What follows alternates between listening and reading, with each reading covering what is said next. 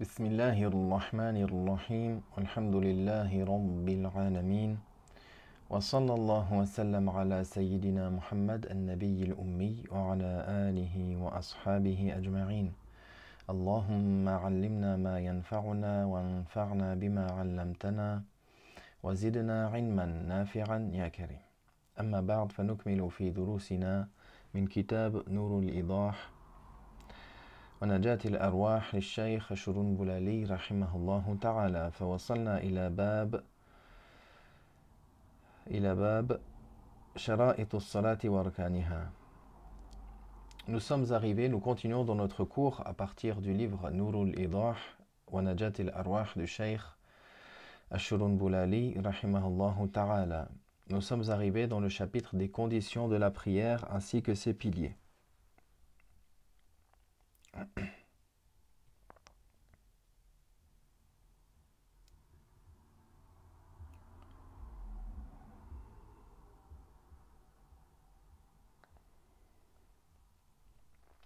قال رحمه الله شرائط الصلاة وأركانها, donc les conditions de la prière et ses piliers. قال لا بد لصحة الصلاة من 27 شيئا. Il dit que pour que la prière soit valide, il est indispensable de remplir 27 conditions ou de remplir ou de s'acquitter de 27 choses. Ici, il a mentionné le mot chose. Pourquoi? Pour englober ce qui est un devoir, ce qui est fard, et pour englober ce qui est une condition. C'est-à-dire que le Cheikh Ash-Shurunbulali, dans ce livre-là, il a fait en sorte de bien détailler, de bien décortiquer chaque sujet, afin qu'ils soient tous clairs, afin que, même concernant la prière soit détaillée petit à petit, comment ça se passe du début à la fin, sans préciser encore dans tous les cas qu'est-ce qui est un devoir, qu'est-ce qui est une condition, qu'est-ce qui est sunnah. C'est-à-dire qu'il convient à l'étudiant d'apprendre le sujet d'une manière complète, de comment accomplir la prière d'une manière complète, afin de non seulement l'accomplir d'une manière valide, mais aussi d'en acquérir les récompenses, de bénéficier des récompenses. Pour cela, il va détailler les conditions en citant également certaines choses qui sont des conditions de validité et certaines choses qui sont des piliers de la prière. C'est-à-dire que la condition, c'est ce qui est indispensable pour la validité de l'acte, la validité de la chose, c'est indispensable, mais il ne fait pas partie de la chose en elle-même. On va citer des conditions de validité de la prière. Ce n'est pas une partie de la prière, mais elles sont indispensables pour que celle-ci soit valable. Tandis que les piliers, tandis que les devoirs, les fard, ou ce qu'on appelle aussi les arkan, les piliers, alors il est indispensable aussi de les accomplir pour la validité de la chose, mais elles font partie en soi de la chose.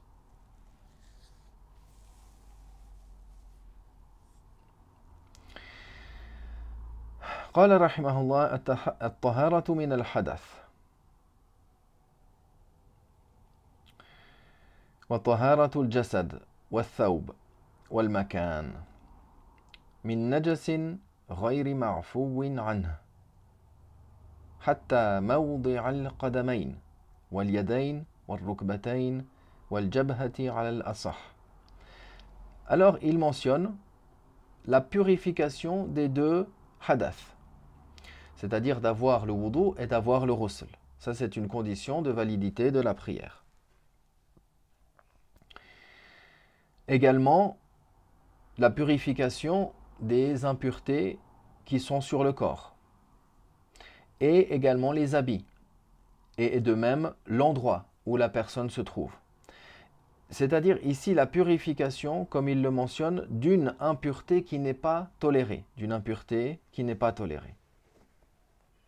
Comme on l'a vu, comme on l'a détaillé dans le chapitre des impuretés, il y a une partie ou une quantité équivalente au dirham qui est, si c'est moins que cela, c'est toléré. Si c'est plus que cela, la prière n'est pas valable.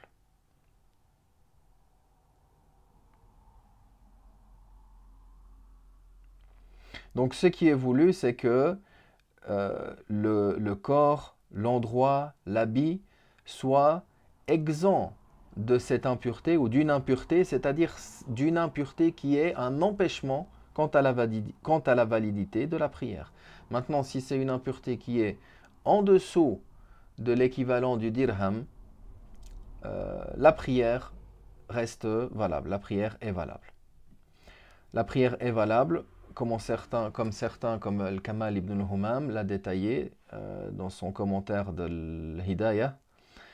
Il a cité, si c'est moins que le dirham, ou plutôt le Cheikh al-Tahtawi dans sa Hashiyah, si c'est moins que le dirham, alors c'est déconseillé, tanzihi, sans péché, mais si c'est à l'équivalent du dirham, la prière reste valable, mais c'est avec la karaha tahrimiya, avec le caractère blâmable qui comporte un péché.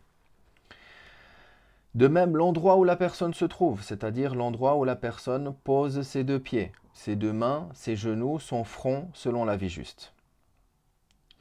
C'est-à-dire que ce n'est pas spécifiquement, c'est-à-dire c'est les endroits de son corps qu'on a mentionnés, comme le prophète alayhi salatu wassalam l'a cité, que le sujoud, il se fait sur 7 os, sur 7 os. Donc, ces endroits-là doivent être purs. S'il y a une impureté qui est proche, qui est à proximité, mais qui ne touche pas, alors la prière reste valable. La prière est valable.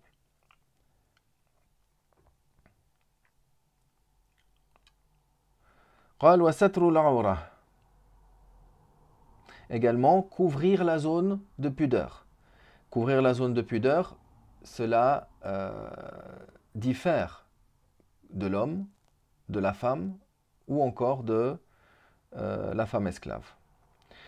Concernant l'homme, la raura de l'homme, c'est la partie entre son nombril et en dessous des genoux. C'est-à-dire que la raura, c'est depuis le nombril jusqu'en dessous des genoux. Les genoux font partie de la raura, selon les Hanafites. Pour la femme, c'est tout son corps, sauf le visage et les mains, comme les chouyours l'ont mentionné dans la majorité de leurs résumés. Même si les commentateurs ils ont détaillé concernant les pieds de la femme, concernant les pieds de la femme dans la prière, alors il y a certains détails et certaines explications. Mais à la base, selon la totalité ou la quasi-totalité des moutounes, des résumés, la femme elle couvre tout son visage sauf le visage et les mains. Elle couvre tout son corps sauf le visage et les mains.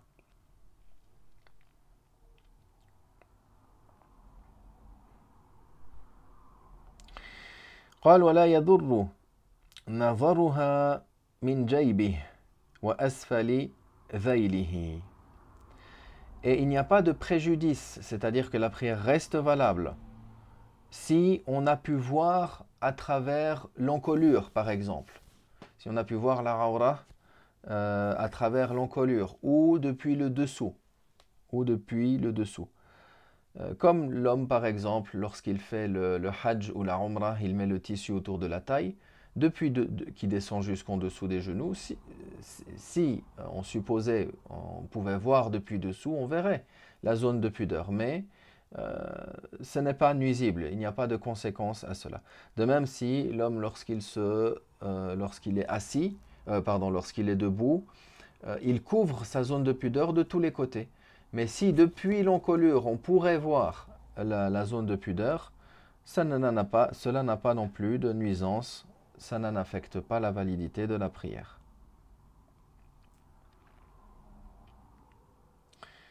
ثم قال واستقبال القبلة. Ensuite, il mentionne le fait de se diriger vers la qibla, faire face à la qibla. فللمكي المشاهد فرضه إصابة عينها. Celui qui est à la Mecque et qui voit la Kaaba, alors son obligation c'est de se diriger en direction de la Mecque, en direction de la Kaaba elle-même, en direction de l'édifice elle-même, c'est-à-dire en direction de l'emplacement de cet édifice en lui-même. S'il voit la Kaaba, il ne peut pas prier et que son buste il est décalé même un petit peu de la Kaaba, c'est pas valable. وَلِغَيْرِ الْمُشَاهِدِ إِصَابَةُ جِهَتِهَا وَلَوْ بِمَكَّةٍ عَلَى الصَّحِيحِ. Maintenant, celui qui est à l'extérieur de l'enceinte sacrée de la Mecque, ou il est à l'extérieur de la Mecque, alors il va faire face, ou il va plutôt se diriger en direction de la Kaaba, et non pas ce qui est demandé, non pas en direction de l'édifice en lui-même. C'est-à-dire que les savants mentionnent, celui qui fait face, qui voit la Kaaba, doit lui faire face la Kaaba elle-même. S'il est à l'extérieur de la mosquée, dans la Mecque, dans la ville de la Mecque, alors il fait face, il se dirige en direction de la mosquée. S'il est à l'extérieur de la Mecque, il se dirige en direction de la Mecque, et ainsi de suite. Même s'il était sur la Lune, par exemple, il se dirige en direction de la Terre.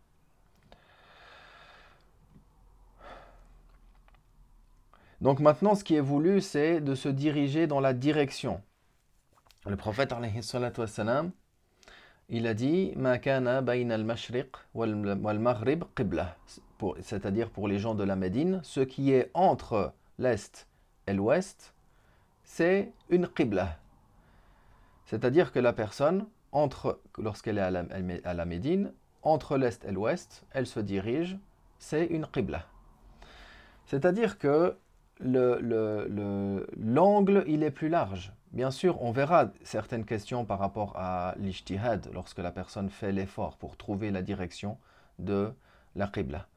Mais dans tous les cas, la personne observe, recherche, et en fonction de cela, il se dirige. Il se dirige, et ce qui est voulu, c'est la direction. Parce que si on estimait qu'à l'extérieur de la Mecque, ou à l'extérieur de la Kaaba, à l'extérieur de la mosquée, ou à l'extérieur de la Mecque, la personne trace un trait droit face à lui, il ne va pas arriver à la Kaaba. Tandis que s'il prend la surface de son front, qui fait comme un demi-cercle, alors tant que la Kaaba se trouve dans ce demi-cercle, on dit il aura atteint la direction de la Kaaba, il aura atteint la Qibla.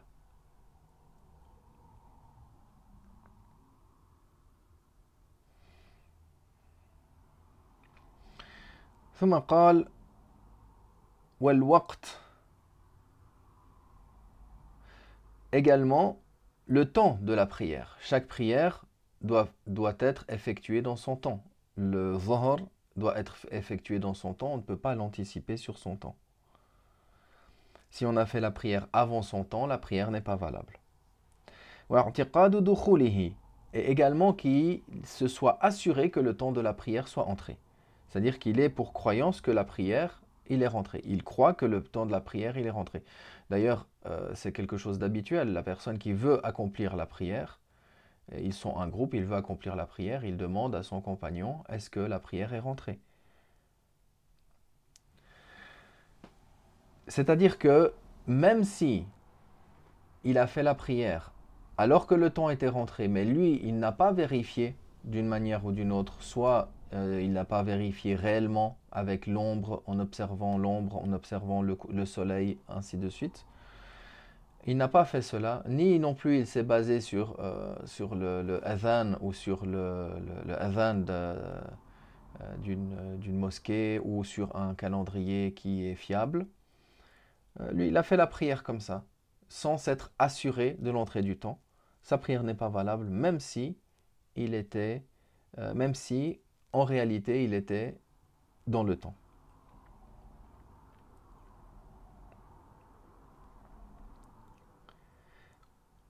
Wanniyatu, l'intention également, avoir l'intention.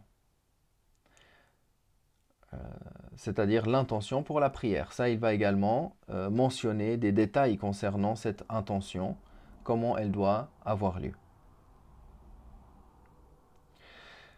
Wa tahrima. Également, la tahrima, l'entrée en rituel, l'entrée en état de sacralité, par la parole Allahu Akbar. Maintenant, est-ce qu'il peut dire Allahu Akbar? Est-ce qu'il peut dire autre chose? Alors, il y a des avis à ce sujet-là. Mais celui qui peut dire Allahu Akbar, c'est wajib, c'est obligatoire qu'il dise Allahu Akbar. Même si, selon Abu Hanifa, ici il a fait un dhikr qui est spécifique pour Allah, dans lequel on ne comprend pas une demande aux gens. C'est un dhikr spécifique pour Allah, alors la prière est valable, l'intention et la tahrima par cela est valable. Comme s'il dit Subhanallah ou s'il dit Allahu A'zam par exemple, la prière reste valable, mais s'il pouvait dire Allahu Akbar, alors il aura délaissé une obligation par le fait de délaisser délibérément la takbira, c'est-à-dire le fait de dire Allahu Akbar. C'est-à-dire at-tahrima, c'est l'entrée en rituel qui a lieu par la parole Allahu Akbar. Mais elle peut être dite dans autre chose, c'est-à-dire que la prière reste valable et qu'elle peut être dite dans d'autres situations si la personne n'arrive pas à dire Allahu Akbar par exemple. Et at-takbir, c'est le fait de dire Allahu Akbar. Alors Abu Yusuf, rahimahullah, lui il a exigé que ce soit Allahu Akbar qui soit dit, ou Allahul Akbar, ou bien Allahu Kabir, ou Allahul Kabir.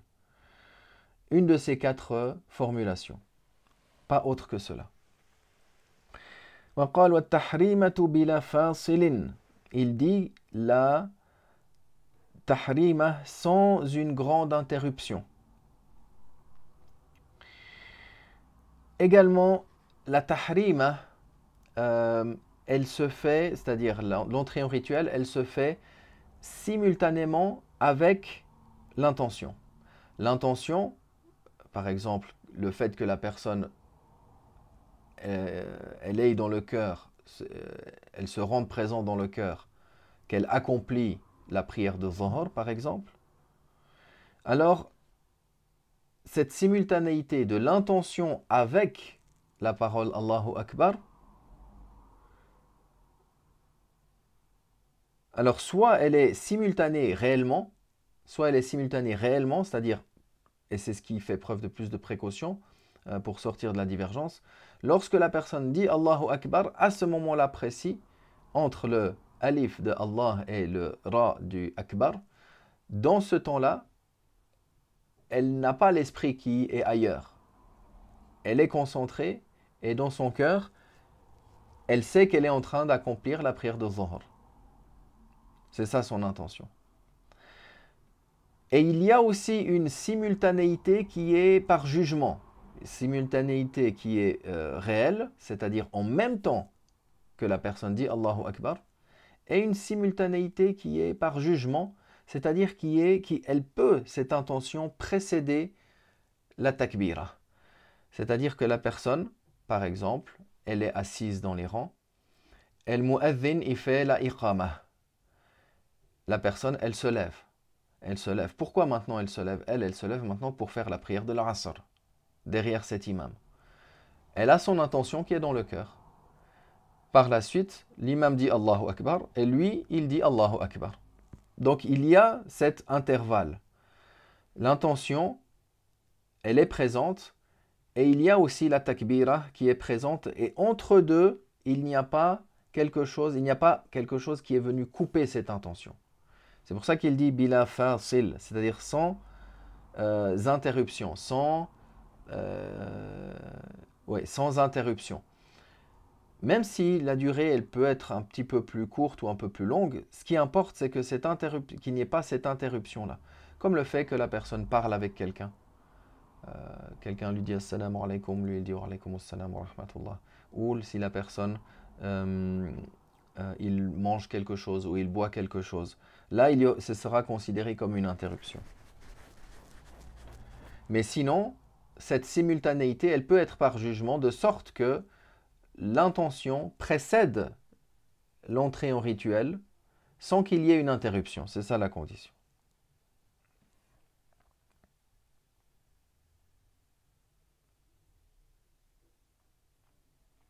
Donc tout ce qu'il a cité jusqu'à maintenant,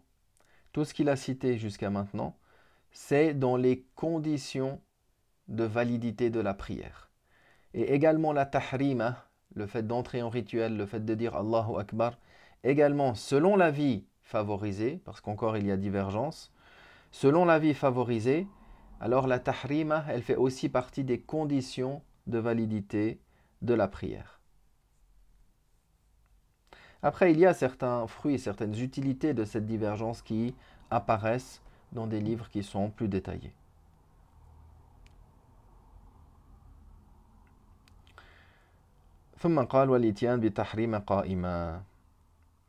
Puis il va rentrer maintenant dans les devoirs, ou en citant spécifiquement dans l'ordre, c'est-à-dire on a vu que la personne, lorsqu'il va faire la prière, forcément il va avoir les ablutions, forcément il va avoir le ghusl aussi, il aura purifié son corps, son habit, l'endroit où il prie des impuretés. Il se dirige vers la qibla, il a couvert sa zone de pudeur, il a l'intention, il dit Allahu Akbar. Tout ça, ça fait partie des conditions de validité de la prière. Et ensuite, dans l'ordre, c'est-à-dire dans cet ordre d'exécution de la prière, il va continuer en mentionnant, notamment, il va mentionner davantage les devoirs, vu que par la suite, il va citer la position debout, il va citer la récitation, et ainsi de suite. Walhamdulillah, wa sallallahu wa sallam ala rasulillah.